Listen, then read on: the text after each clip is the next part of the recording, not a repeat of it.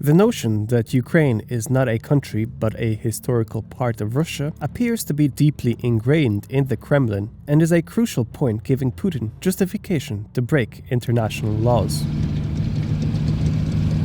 As such, competing interpretations of history have turned into a key ingredient within the deepening dispute between Russia and the West. It's a subject that Putin in particular appears to be unusually passionate about. Already long before the Ukraine crisis, Putin reportedly claimed that Ukraine is not even a state, and in his March 18, 2014 speech, marking the annexation of Crimea, Putin declared that Russians and Ukrainians are one people, and Kiev is the mother of Russian cities. Since then, Putin has repeated similar claims on many occasions, and he has insinuated that Ukrainian national identity emerged as a product of foreign interference. Insinuations might be little more than a rhetorical smokescreen, concealing a pursuit of sober realpolitik. But there is much to suggest that these beliefs are in fact informing policy making at the highest levels of power. In an autumn 2017 briefing, Donald Trump reportedly exclaimed that Ukraine wasn't a real country, that had always been a part of Russia. Statements like these illustrate that history has become a subject of enormous importance for both sides in the Russian-Ukrainian conflict. Historical arguments have been used to justify and rationalize Russia's annexation of Crimea and the current invasion. So is there any accuracy to the claims? And does Ukraine need to justify its nationhood? Regardless of how ridiculous this question may sound in the face of thousands of brave individuals protecting their homeland, for some it really hasn't been that clear.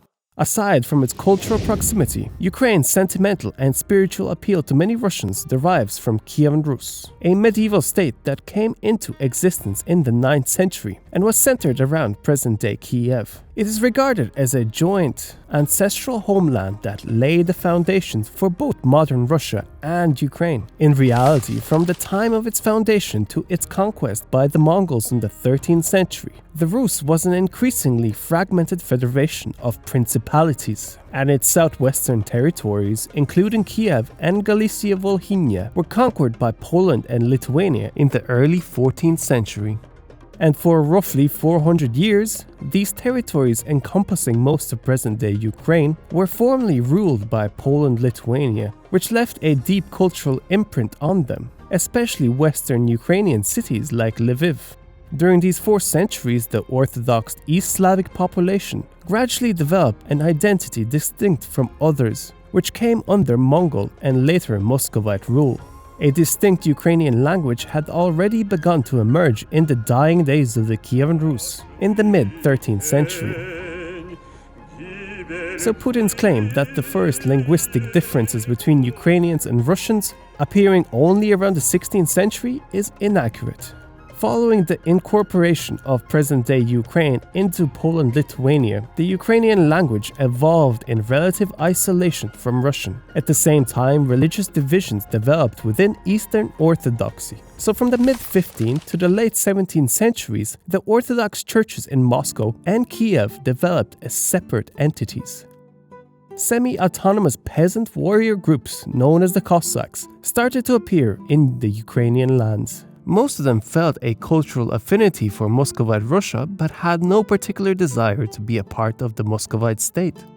And in the 16th through to 18th centuries, the Cossacks in present-day Ukraine began to form their own de facto statelets, such as the Zaporizhian Zich and later the Cossack Hetmanate. They staged a major uprising against the Polish overlords in 1648, known as the Helmicki Uprising, which ended Polish Catholic domination. This uprising eventually led to their lands being annexed by Russia, as 6 years later the expanding Tsardom of Russia signed a treaty of alliance with the Zaporizhian Cossacks. But while they did eventually turn towards Moscow, the Cossacks also explored other options. In the Treaty of Hadziach with Poland in 1658, they were on the verge of becoming a fully fledged constituent member of the Polish-Lithuanian Commonwealth. Had this treaty been successfully implemented, it would likely have tied the Cossack state firmly to its western neighbors. The treaty failed, however, and the Cossacks remained divided in their loyalties between the Commonwealth and Russia.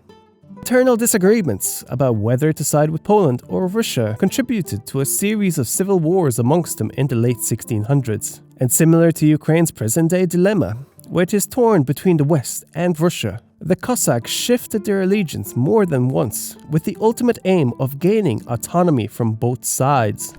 In 1667, Poland-Lithuania was forced to give Moscow control of the territories east of Kiev and the surrounding lands. So the Cossack homeland in the eastern territories gradually turned into a Russian vassal state. But all this time, its relationship with Russia was rife with conflict. Sporadic Cossack uprisings were now directed against the Tsars, and the Cossack institutions were liquidated. Following the final partitions of Poland in the 1790s, the Russian Empire absorbed the remainder of modern-day Ukraine, apart from its far west, which was annexed by Austria.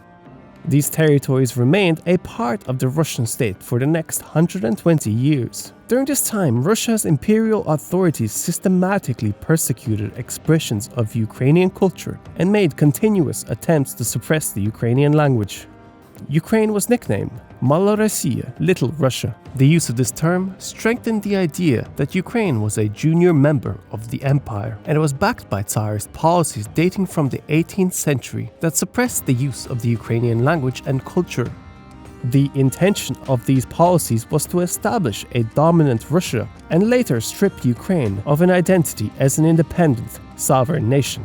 In spite of this, a distinct Ukrainian national consciousness emerged and consolidated over the course of the 19th century, particularly amongst the elites and intelligentsia, who made various efforts to further cultivate the Ukrainian language. So when the Russian Empire collapsed in the aftermath of the revolutions of 1917, the Ukrainians declared a state of their own. But after several years of warfare and semi-independence, Ukraine was once again partitioned between the Soviet Union and newly independent Poland. This is where one of Putin's main technical arguments stems from. He claims that when the Soviet Union was created, a Ukrainian republic was also established. In that sense, Ukraine was created by the Soviet Union. This is a slight exaggeration, to put it mildly, and it ignores all the history discussed so far. Not to mention that the Soviet Union was created as a federation of national units made up of many smaller states, not as a continuation of Imperial Russia. I will return to this point later. From the early 1930s onwards, nationalist sentiments were rigorously suppressed in the Soviet parts of Ukraine, but they remained and gained further traction through the traumatic experience of the Holodomor, a disastrous famine brought about by Joseph Stalin's agricultural policies between 1932 and 1933 that killed between 3 and 5 million Ukrainians. Armed revolts against Soviet rule were staged during and after World War II and were centered on the western regions of Ukraine that had been annexed from Poland in 1939 and 1940. And it was only with the collapse of the Soviet Union in 1991 that Ukraine gained lasting independence and statehood of its own. When Ukraine voted for independence in 1991, all of its regions, including Donetsk, Luhansk, and Crimea, supported it, and the large minority of ethnic Russians, for the most part, also voted for independence. Even among those who do not question Ukraine's historic right to independent statehood, it is common to assume that its internationally recognized borders, particularly those shared with Russia, are in essence artificial. Besides the controversial case of Crimea, many Russians are convinced that the southeastern regions of Ukraine should rightfully be considered a part of Russia that was accidentally lost to Ukraine during the various governmental transitionary periods Russia went through in the 20th century. And Putin has routinely referred to these parts of Ukraine as Novorossiya, New Russia, an administrative name for these regions during the time when Ukraine was a part of the Tsarist Empire. The message conveyed by using this term is that these territories are not historically connected to the remainder of Ukraine. To me, it tells that they were probably not historically connected to Russia either. The precise southeastern borders of historical Ukraine are indeed difficult to establish. In the days of the Kievan Rus, control of what is now southern Ukraine was at best sporadic, and it never extended to the east, which was ruled by Turkic tribes. During Polish-Lithuanian rule, these territories became known as the Wild Fields, a sparsely populated no-man's land that was constantly threatened by Tatar raids. But by the 1600s, the Zaporozhian Cossacks we mentioned earlier were able to establish some control over these territories, and they also settled in some regions that extended far into present-day Russia. So when the eastern parts of today's Ukraine came under formal Russian control in the 17th century, the Cossacks' rule there remained largely autonomous. Substantial settlement of these vast territories did not begin until the early 19th century, and their ethnic makeup remained very diverse, as reflected by the fact that it was neither Ukrainians nor Russians who mostly lived there. In fact, it was British industrialists who founded Luhansk in 1795 as a metal factory, and Donetsk in 1869 when a Welsh businessman started operating a steel plant and several coal mines in the region.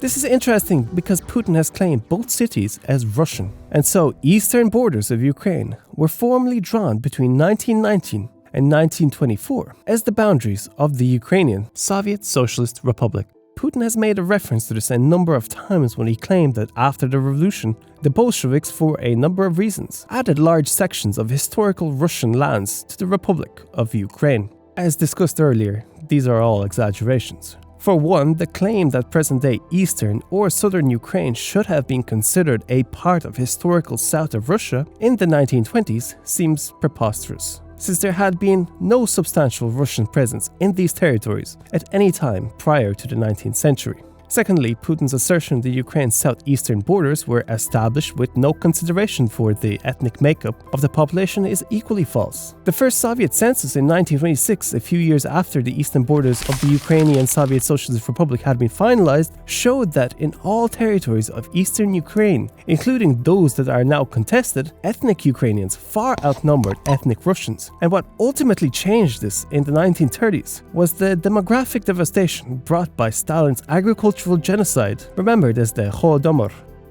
As much as saying that Ukraine is not a real nation, or that its eastern territories have been historically Russian, may support Putin's invasion, a glance into history reveals that this claim is based on a dangerously distorted reading of the past. In reality, the history is complex, and Ukraine's roots can be traced back to even before Russia's. If Ukrainians would be just as careless about historical facts, they could claim that people from Kievan Rus, searching for a better life further north, were the ones who laid down the foundation of Russia. And in this context, they could say that it shouldn't be Ukraine, which is a part of Russia, but rather Russia, which is a part of Ukraine. Now, you must learn more about Ukraine's history by watching my video on LVIV. Click here.